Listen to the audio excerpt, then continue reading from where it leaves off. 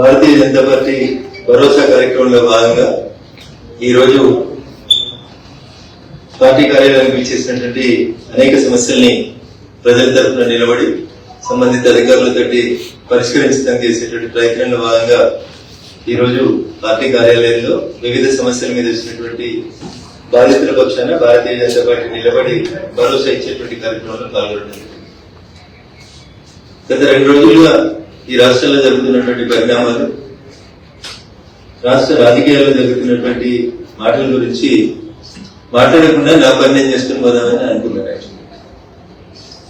కానీ కొద్దిసేపటి క్రితం TRS party alias BRS party నుంచి సస్పెండ్ అయినటువంటి సోదరి శ్రీమతి కల్వకుంట్ల కవిత గారు మాట్లాడుతూ దుబ్బాక ఉప ఎన్నిక సందర్భంగా హరీష్ రావు గారిని అక్కడ ఇన్ఛార్జిగా పెడితే రఘునందన్ రావు గెలుస్తాడని మా కార్యకర్తలందరూ హరీష్ రావుని ఇక్కడ పెట్టకండి అని బాధపడ్డారు.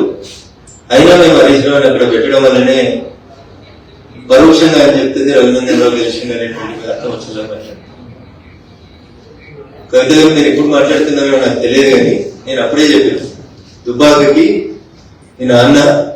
మీ అన్నతో పాటు సిద్దిపేట జిల్లాకి ఇన్ఛార్జి మంత్రిగా ఉన్నటువంటి హరీష్ రావు అనేట ఆయన చేసిన అన్యాయం అంతా ఇంత కాదని నేను 100 సార్లు చెప్పాను. దుబ్బాకకి అన్యాయం జరుగుతుంది, వచ్చిన ప్రతి రూపాయి అయితే గజ్వేల్ పోతుంది, లేకపోతే సిరిసిల్ల పోతుంది, లేకపోతే సిద్దిపేటకు పోతుంది, మధ్యలో దుబ్బాకకు అన్యాయం జరుగుతుందని దుబ్బాక నియోజకవర్గ ప్రజలు 100 సార్లు చెప్తూ మీరు ఇలా అదే మాట కొత్తగా చెప్తూ దానివల్లనే ఏదో జరిగింది అన్నట్టు చెప్తా ఉన్నారు. అది నిజం. ఆ రోజు నేను మాట్లాడితే టీఆర్ఎస్ మీద ఏదో రఘునందన్ రావు కోపంతో మాట్లాడిందని అనుకుంటాను. But it is a fact. Dubbaka నియోజకవర్గానికి అన్యాయం జరిగింది అంటే టీఆర్ఎస్ పార్టీ నాయకులు, గౌరవనీయులు, అప్పటి మా జిల్లా మంత్రి హరీష్ రావు గారి వల్ల జరిగిందని నేను ఎన్నికల సందర్భంగా చెప్పిన, ఎన్నికల తర్వాత చెప్పిన. దుబ్బాక ప్రజలు ఇప్పటికైనా దయచేసి దాన్ని అర్థం చేసుకోవాలని చెప్పి కోరుకుంటాను. ఇది 100% నిజం. దుబ్బాక ప్రజలు మార్పు కోరుకున్నారు. మీ కుటుంబ పాలన వద్దనుకున్నారు, మీ అవినీతి పాలన వద్దనుకున్నారు, దుబ్బాక నియోజకవర్గం మీద హరీష్ రావు గారు పెత్తనం వద్దనుకున్నారు.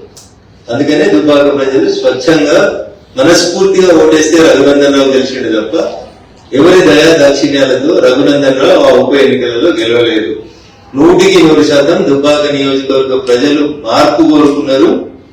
హరీష్ రావు గారు దుబ్బాకకు చేస్తున్నటువంటి అన్యాయానికి వ్యతిరేకంగా రఘునందన్ రావు కొట్లాడగలుగుతాడని విశ్వసించారు కాబట్టే నాకు ఓటేసింది తప్ప ఇంకొకటి కాదు. ఇక మీ కుటుంబ పంచాయతీలో మా పేర్లందరి పేర్లు కూడా మీరు మాట్లాడుకుంటూ పోయినారు.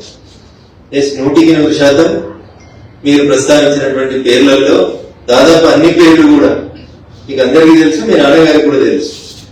ఎవరెవరికి మీరు ఎట్లా అన్యాయం చేసిరు అనేటువంటి విషయంలో ఇవాళ మీరు కొత్తగా మాట్లాడితే మేమేం చేస్తాం, మీ సానుభూతి మాకు ఎందుకు, కానీ 100% అవన్నీ వాస్తవం. 2009లో ఏదో మీ అందరికి వ్యతిరేకంగా 60 లక్షలు పంపిరని ఏదో మాట్లాడింది కదా, ఇవన్నీ పాత చరిత్ర. కొత్త చరిత్ర. నాకు ఎమ్మెల్సీ ఎన్నికలలో 2009లో మహాకూటమి అభ్యర్థిగా ఇస్తే అప్పటి జిల్లా పార్టీ అధ్యక్షుడిగా నన్ను ఎవరు ఓడగొట్టినా కూడా నేను పార్టీ అధ్యక్షుడైనటువంటి గవర్నర్ చంద్రశేఖరరావు గారికి చెప్పాను.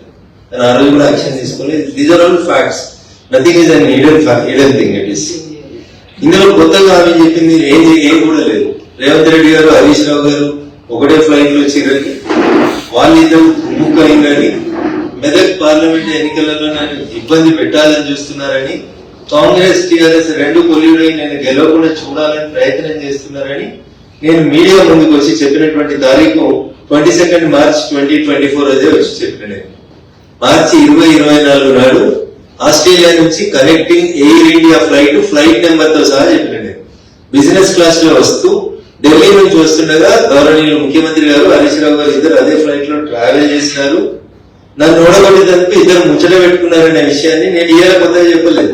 ఎన్నడూ చెప్పిన, ఇది 22 మార్చ్ 2024 లో చెప్పిన నేను అదే విషయాన్ని ఈరోజు మళ్ళీ కవిత గారు కూడా ఎండార్స్ చేసినారు తప్ప ఇందులో కొత్త విషయం ఏముందని నేను అనుకుంటలేదు. 2-3 సార్లు వాళ్ళు దుబ్బాక ఎన్నిక రఘునందన్ రావు మాట తీసినారు కాబట్టి నేను ఈ విషయాలు చెప్తా ఉన్నాను తప్ప మాకు ఆ విషయాల గురించి, వాళ్ళ పార్టీ వ్యవహారాల గురించి, వాళ్ళ పంచాయతీల గురించి, వాళ్ళ కుటుంబం గురించి, వాళ్ళ కుటుంబ పంచాయతీల గురించి మేము మాట్లాడే తెలుసుకోలేదు. మేము ప్రజల కోసం పనిచేస్తాం. భారతీయ జనతా పార్టీ ప్రజల పక్షాన్ని నిలబడుతుంది. పాల వ్యాపారం చేస్తారా, నీళ్ళ వ్యాపారం చేస్తారా, ఒకరు కాలు బట్టి ఒకరు లాగుతారా, మరి పాల వ్యాపారం చేస్తుంటే ఇంతకాలం ఏం చేసిరు? అయోధ్య రెడ్డి గారు ట్వీట్ చేస్తే బహుశా అయోధ్య రెడ్డి గారు ఇప్పుడు ఎక్కడో కమిషనర్ ఉన్నట్టున్నారు, ఇన్ఫర్మేషన్ కమిషనర్ గారు, సమాచార హక్కు చట్టం కింద కమిషనర్ గారు ఎక్కడ ఉన్నట్టున్నారు. మరి అయోధ్య రెడ్డి గారు మాట్లాడారా? పాల వ్యాపారం ఏంది, ఎందుకు ట్వీట్ చేసినారు, ఎందుకు తీసేసినారు, ఇట్లాంటి ఏమంటే వారు మాట్లాడుకుంటే బాగుంటుంది తప్ప మీరు అందరికీ మంచి కింద బురదేసిపోదామని అనుకుంటున్నట్టున్నారు. చెల్లె బురదేం వద్దు, మేమంతా ఆల్రెడీ ఇవన్నీ మాట్లాడిన విషయాలే, ఇవన్నీ గతంలో మేము చెప్పిన విషయాలే. ఇందులో కొత్తదనం ఏముంది చెప్పు? కొత్తగా మీరు చెప్పింది ఒకటి మోకిలా ప్రాజెక్ట్ చెప్తే మీరు కొత్తగా మాట్లాడింది నేను కనబడతలేదు మాకు. నిజంగా నేను కూడా రాష్ట్ర ముఖ్యమంత్రి గారికి చెప్పదలుచుకున్నాను, మోకిలాలో జరుగుతున్నటువంటి ప్రాజెక్ట్ ఏదైతే ఇందాక కవిత గారు పేరు చెప్పారో ఆ ప్రాజెక్ట్ మీద కంపల్సరీ విచారణ జరిపించాలి, దాంట్లో ఉన్న లాక్యునస్ ఏంది అనేది చూడాలి.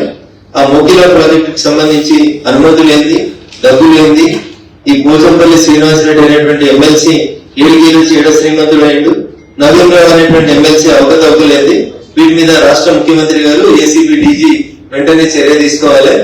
ఇట్లా అడ్డగోడలు సంపాదించుకొని పైసలతో ఇష్టం ఉన్నట్టు చేసుకుంటూ పోతున్నటువంటి ఈ సామ్రాజ్యాన్ని విస్తరించుకునేటువంటి కార్యక్రమాన్ని బంద్ చేసేయాలి. టిఆర్ఎస్ లో ఎమ్మెల్సీల పేరిట పోచంపల్లి శ్రీనివాసరెడ్డి గారైనా నవీన్ రావు గారైనా వీళ్ళు చేసినటువంటి పాప పనులన్నింటినీ కూడా కాంగ్రెస్ ప్రభుత్వం వెంటనే విచారణ జరిపించాలని చెప్పి నేను ఈ సందర్భంగా డిమాండ్ చేస్తా ఉన్నా. వీళ్ళే కాదు పాపం, మా చెల్లె మర్చిపోయి నీకు ఒక ఆయన సంతోష్ రావుకి సడ్డకుడు విఎంలో చుట్టూ ఒక ఆయన అవుతాడు డీసీపీ పేరు సందీప్ రావు. ఈయనను పెట్టి నా దుబ్బాక ఉప ఎన్నికల సందర్భంగా ఈజ్ ద సూపర్ మ్యాన్ అన్నట్టు, పోలీసులో సూపర్ కాపు. టెలిఫోన్ ట్యాపింగ్ లో గానీ పైసలు పట్టుకోవడంలో గానీ ఇప్పటిదాకా పేరు ఎవరు మాట్లాడలేదు కానీ వారి పేరు సందీప్ రావు. వారు అప్పుడు టాస్క్ ఫోర్స్ డీసీపీగా ఉన్నారు నార్సింగ్ ఏరియా, నేనుండే ఇంటీరియాకి టాస్క్ ఫోర్స్ డీసీపీగా ఉన్నారు సందీప్ రావు గారు. వీరి నాయకత్వంలో ఒక 3-4 సిఐని పెట్టుకొని మా ఇంటి చుట్టూ వాచ్ పెట్టి మమ్మల్ని నానా యాగి చేసి టార్చర్ పెట్టినటువంటి పెద్దలు కూడా సందీప్ రావు గారు. ఇట్లా మీరు పోలీసులను అడ్డం పెట్టుకుని చేసిన మంచి పనులు చెప్తుందేమో కవిత అని నేను అనుకున్నాను.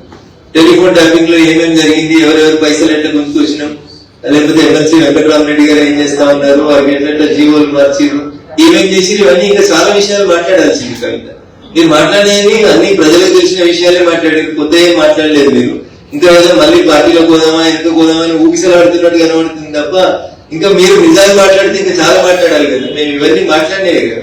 రేవంత్ రెడ్డి గారు హరీష్ గారు కలిసి ప్రయాణం చేసింది మాట్లాడినాం, అయోధ్య రెడ్డి గారు ట్వీట్ చేసింది, మీరు మాట్లాడింది ఏం లేదు కొత్తగా. ఇందులో కొత్తగా కనబడుతున్నా ఏమైనా ఒక సంతోష్ రెడ్డి అని పెడుతున్నా, శ్రీనివాస్ రెడ్డి అని పెడుతున్న విల్లాస్ తప్ప మీరు కొత్తగా ఏం మాట్లాడినట్టు కనబడతలేదు. కాబట్టి కవిత ఇంకా వేరే విషయాలు మాట్లాడితే బాగుంటుండే. టానిక్ మీద ఎఫ్ఐఆర్ చిన్న విషయం, అది క్లబ్బులు పబ్బులు ఇవన్నీ మీరు ఆడ క్లబ్బులు పనిచేస్తే మీరు పబ్బులు నడిపే అనేది అందరికి తెలిసినటువంటి విషయాలే కాబట్టి వాటి గురించి పెద్ద చర్చ అవసరం లేదు. కానీ కవిత చెప్పినటువంటి మాటలలో టిఆర్ఎస్ పార్టీ అంతా కూడా అవినీతి పునాదుల మీద విస్తరించబడింది. మా ఎమ్మెల్సీ ఒక్కొక్కరు 1000 కోట్లకు ఎదిగిండ్రు, 750 కోట్లతోటి వెంచర్ చేస్తున్నాడు ఒక ఎమ్మెల్సీ అంటే అర్థం చేసుకోవాలి మనం ఎంత ఎదిగినారు.